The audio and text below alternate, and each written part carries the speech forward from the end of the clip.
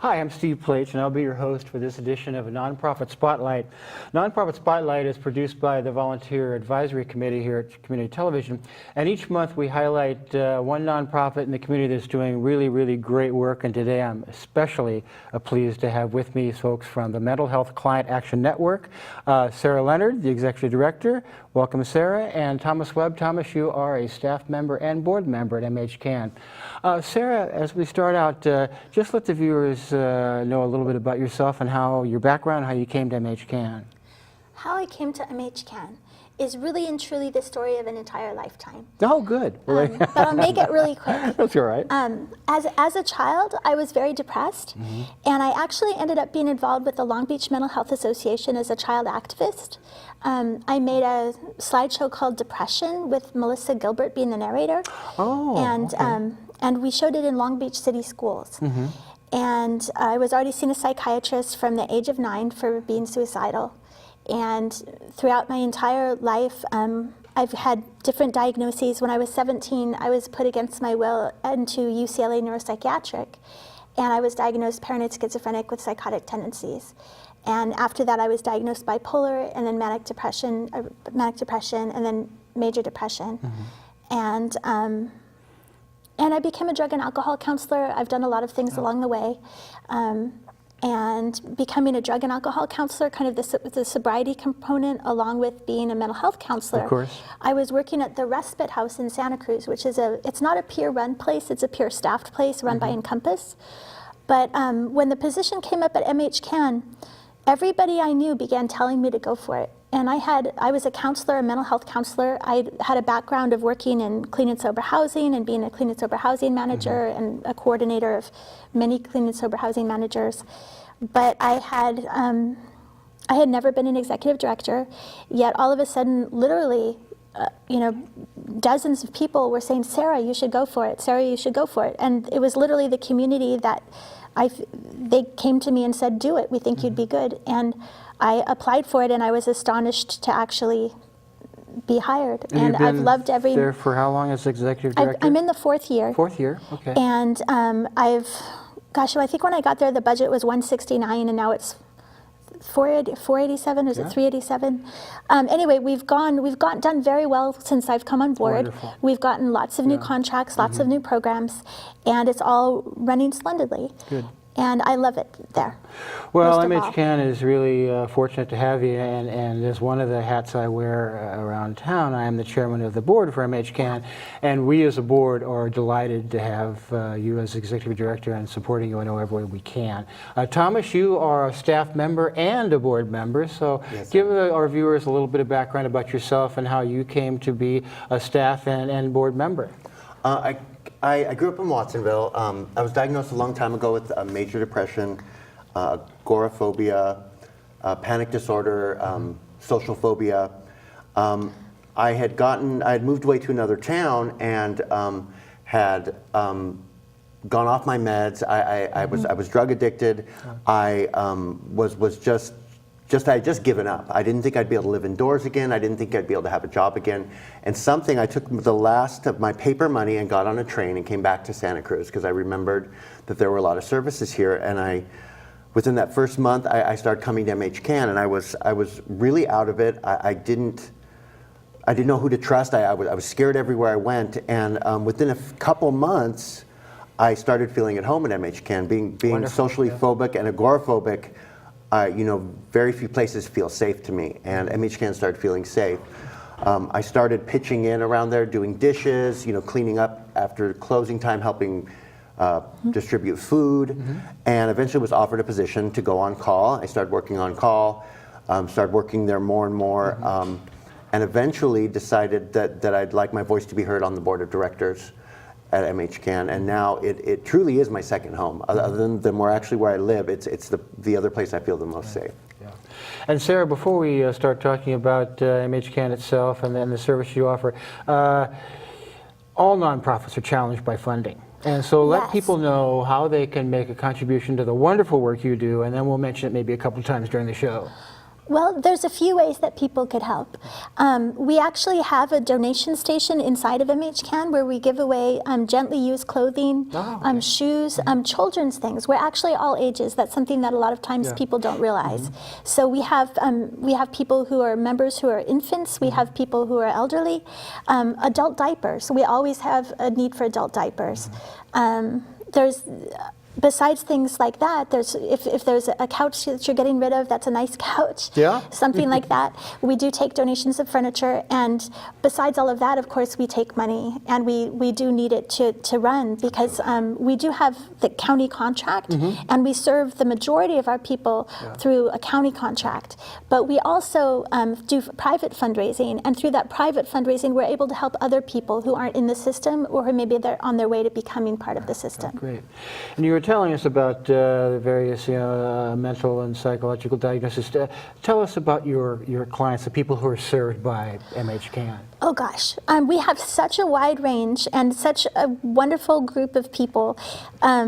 I really, as well as Thomas, I mean, MHCAN is I would even say almost, it's probably tied for my home with my other home. I have cats at my other home and not at MHCAN, and my daughter at my other home, but not at MHCAN. But I really love it there, and I feel such a kinship with so many people there that feel like my family. And some people there are schizophrenic diagnosed. Some people are diagnosed with dissociative disorder. Some people are diagnosed with panic attacks, anxiety, severe anxiety. We have one person who's diagnosed with severe ADHD anxiety. We have some people who are diagnosed with traumatic brain injury or with autism. We have people who are autistic. We have people who are diagnosed with major depression. On the whole, we have people who are majorly depressed and come in and they might be suicidal. We have a lot of walk-ins from the street who are suicidal, who walk in and say, "Can you help me? I'm feeling suicidal." And one time we actually had a gentleman who walked in and said, "Can you help me? I'm feeling suicidal and homicidal." And he stayed for 4 hours. And I talked with him myself for those 4 hours. And when he left, he said he felt so much better. And we serve.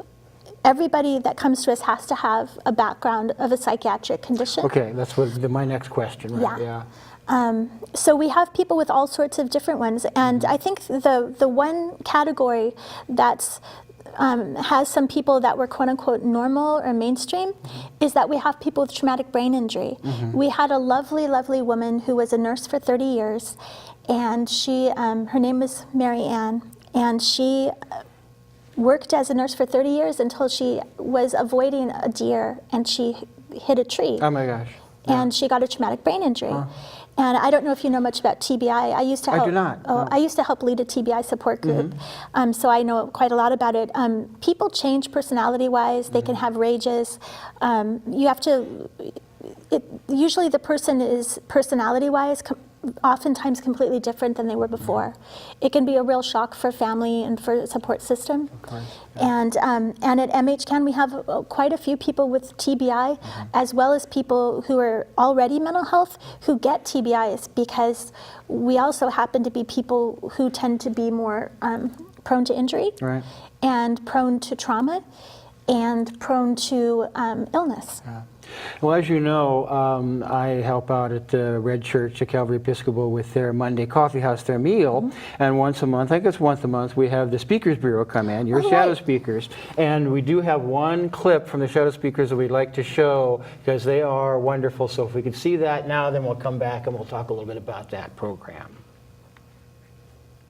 And the reason I say that is because so many of us die, and people wonder about who was that person. So that's why I say that. But I just want to say being a shadow speaker has been wonders for me. It has saved my life. I have emptied out a garbage can of junk, and I mean junk. I used to be an alcoholic, and I have done cocaine. And I've been clean up for alcohol for 23 and a half years, and cocaine I did a little bit. So I've been clean 13 and a half years off of that. I thank God for MHCAN. And being a shadow speaker, it has just enlightened my life. to better qualities. I'm a better person now. God knows I am, and I have a good friend. His name is called God, and he takes good care of me. He keeps me directed in the right way. And I attend all the groups here at MHCAN at night. I come to all the groups at night. And I run a group in the daytime on Tuesday, which helps me with my life and to get to know people better. I'm considered bipolar and schizoaffective. And I respect that because I used to be notorious, but today I'm not notorious. I know who I am, and I try to carry myself in a way that I can be respected and I can respect others. I have 5 children, 16 grandchildren, and 10 grandchildren now. And it's just a blessing to be able to be around my children and grandchildren and great-grandchildren, clean and sober today. And I love working with people. I love doing things for people. But as you know, in order to stay clean and sober and do things for ourselves and others, we have to want to stay focused. We have to want things. We have to stay focused. And today I try to stay focused as much as I can. I don't go in old places, and I don't hang around old people, places, things, situations. I try to keep to myself as best as I can. And I go to church, I go to the doctor, I go to the grocery store, and I just do a lot of nice things. And like I say, I go to bed smiling, and I wake up smiling. And that's just my life today. And my name is Helen Bradley, and thank you very much. And before we talk about the Speakers Bureau, and I oftentimes refer to it as the shadow speakers, but it is properly the Speakers Bureau, I guess. Is that correct? No, it's the Shadow Speakers Bureau. Okay, Shadow So it's Speakers, both. Speakers Bureau. Yeah. But before we talk a little bit about their program, we should give a shout out to Helen, who... Helen is absolutely wonderful. She's I have to say she's our best shadow speaker. She's wonderful, she's witty, she's fascinating, she's led a wonderful life, and she's got great stories to tell. Yeah. And for about 6 months, we actually had her daughter and another. We had 3 generations of her Is that family right? on a panel, and that was just so incredibly precious to have 3 generations of the family telling stories together. And Helen is just one of the most wonderful people I've ever met. Oh, that's great. And Thomas, you were saying that at some point you either had done some shadow speaking or wanted to get back into doing it? Yeah, it was one of the first ways I got involved with MHCAN, other than doing dishes around the thing, was shadow speaking for MHCAN. I went up to Sarah and I said, I believe I have something valuable to say about MHCAN, how it's changed my life today, how it's benefited me. And I love doing it. It allows me to go out and tell my story and get it off my chest and not hide in the shadows, which is why we call it shadow speaking. Oh, and interesting, yeah. And also, I hear people, just the other day I heard someone say, some schizophrenic yelled at me. And it upset me because that was really dehumanizing. It may be a person who has schizophrenia as a diagnosis, but to call them a schizophrenic really dehumanizes the person. And when they see us with shadow speakers come into the venue and speak, they can put a face and a person to diagnosis. We're not just those crazies who need to be quieted down and medicated until they're zombies so they don't hurt anybody or hurt themselves. We are people. We are good people, and we can contribute a lot.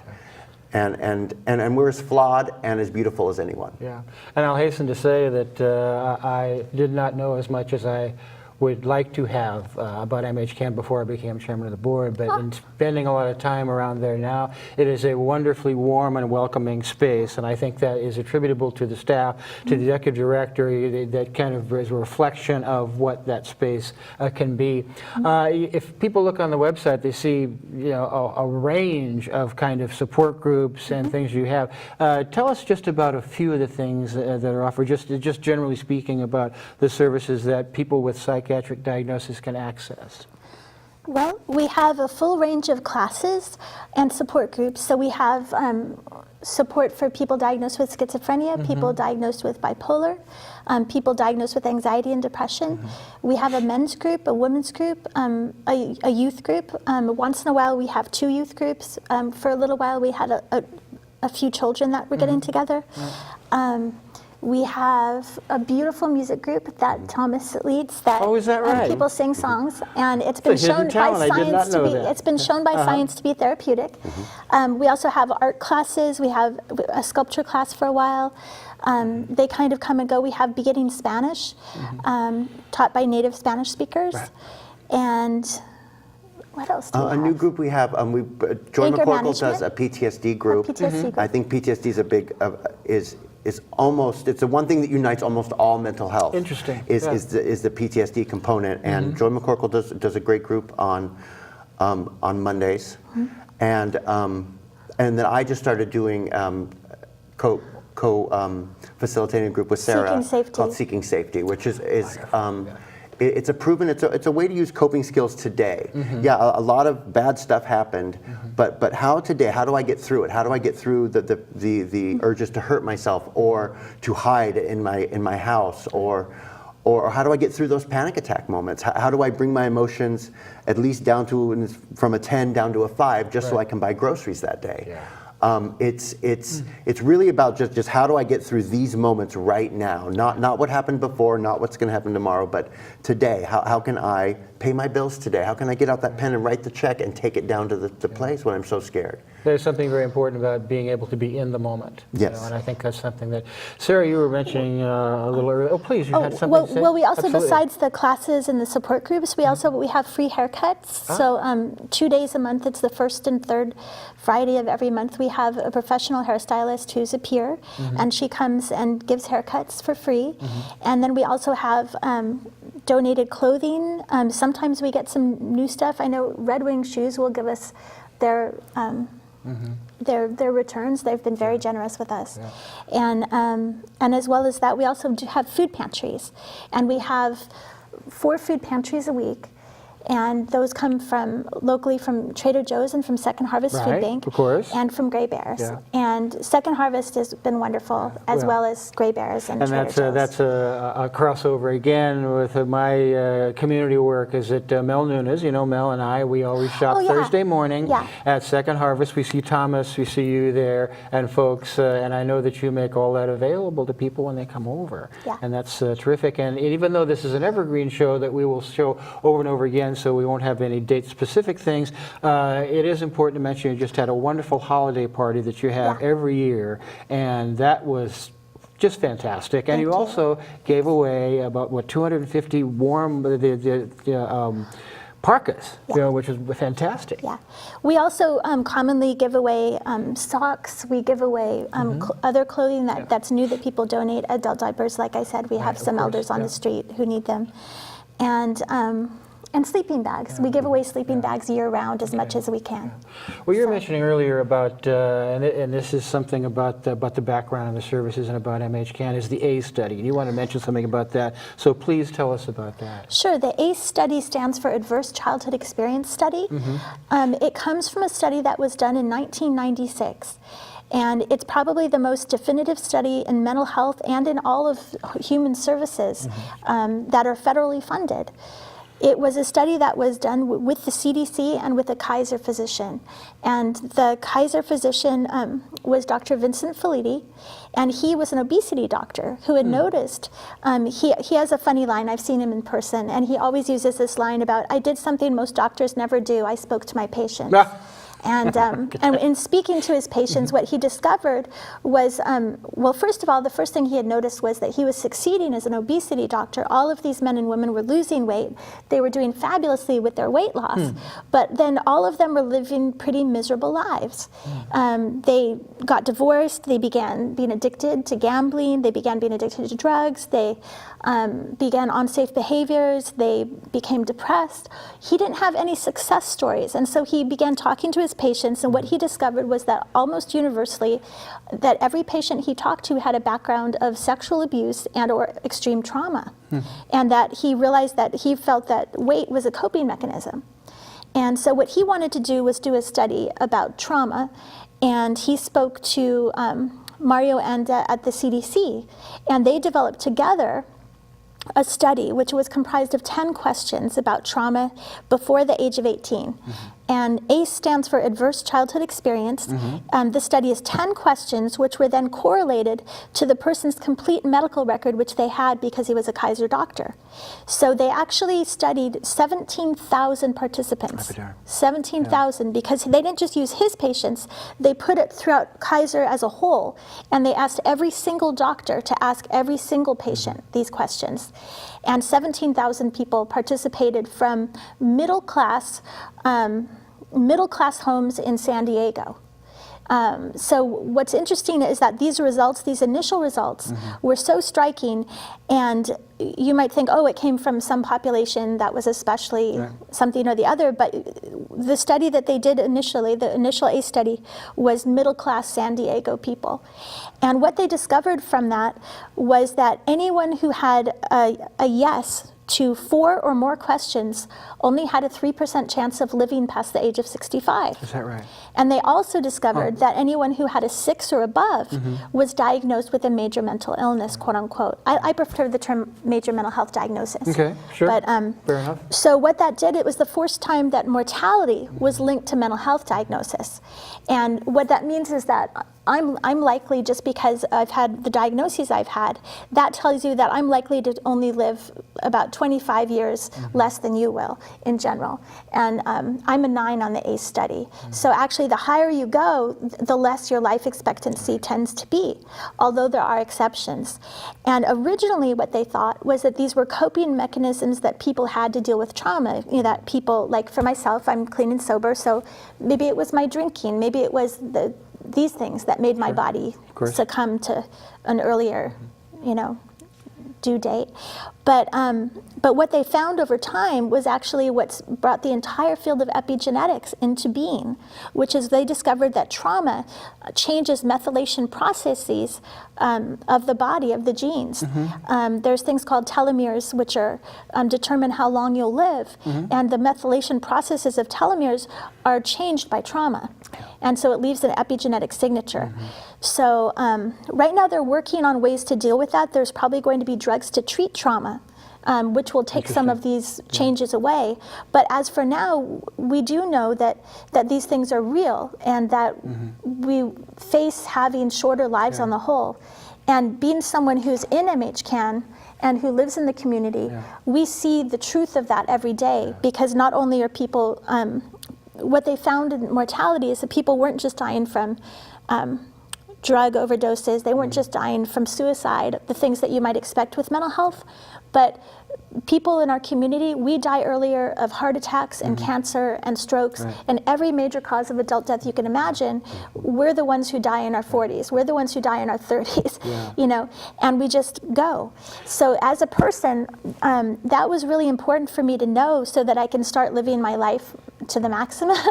And also it's important for our community to know so that we can look at things like cigarette smoking. Of course. And that our community is actually at a greater cancer risk than other people. And so that it's even more important to try to keep ourselves away from things that can be harmful. And it's interesting to me that there seems to be a more holistic approach being taken to a lot of not only physical health but mental health and behavioral health. And I think that's a good thing. You make the observation that the doctor did something he doesn't usually do. He talks to the patient. Well, now we're talking to patients. And one thing that we have about 5 minutes left, but I really did want just to touch briefly on what I think is just one of the most dramatic things for me being around MHCAN is the IPS model, the intentional peer support model, and the nothing about us without us. So Thomas, just a minute or two on that, your experience with that? Yeah, it's we call ourselves peers, mental health peers, people with a mental health diagnosis, and IPS, intentional peer support. It's a methodology of interacting with, it's not like when they go to see a doctor, the doctor is the expert and they are the patient. And there's this dynamic of I'm the authority and I tell you what to do. In IPS, we actually listen, we talk about our own experience, listen to their experience, and truly believe that everyone is an expert on themselves. I'm an expert on me, Sarah's an expert on her. And we don't try to fix people, we really just try to listen and tell them this is what I've done. Maybe it'll work for you, maybe it won't. This is, and it really is the basis of how we interact on all levels. if someone's looking for a good therapist, they can go around and ask, who's yours, who does this work? Or they can see one of us, sit down with one of us for half an hour and speak. It's really a way of not becoming an authority and I know better. It's hey, I've been through something similar, this is my experience, and here's what I did. Yeah. Wonderful. Sarah, you have something to add about that, please?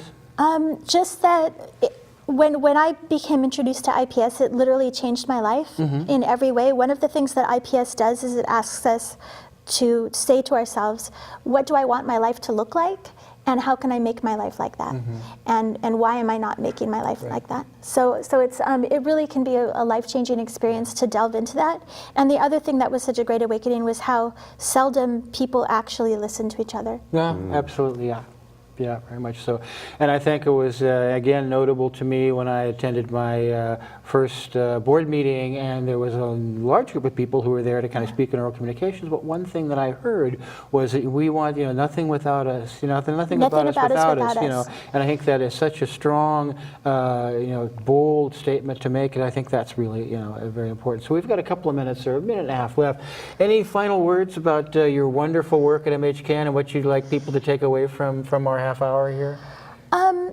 Just that MHCAN is a place where someone, when I first got there, described it as like friends, where everybody knows your name, except without the alcohol. Right. And we actually have a lot of recovery meetings there. Of course. But it's a really loving place, and it's a place that's very much part of the Santa Cruz community. Yeah. Thomas, we've got about 30 seconds or so. Any final words for our viewers about MHCAN from your perspective? It's a place where I have redefined who my family is to me. Oh, that's wonderful. And who are the people that would miss me. If I started staying home and being depressed, they would come looking for me. And that's a good feeling, that somebody would come looking for me if I fell off the face of the earth. So. Well, that's a wonderful way to conclude our conversation. Sarah, thank you so much for being here. Thank you. And and letting our viewers get a little bit of a glimpse into MHCAN and the wonderful work they do. And again, they can go on the website, they can make a donation, they can do in-kind donations. And Thomas, always a pleasure to see you, my friend. I will probably be seeing you. This is Evergreen, of course. We see one another at Second Harvest Food Bank. Thank you so much for being here. This has been another edition of Nonprofit Spotlight. Tune in again next month, and we'll be highlighting another nonprofit in the Santa Cruz and Santa Cruz County that's really doing such wonderful work, like our good friends at MHCAN. So for the nonprofit.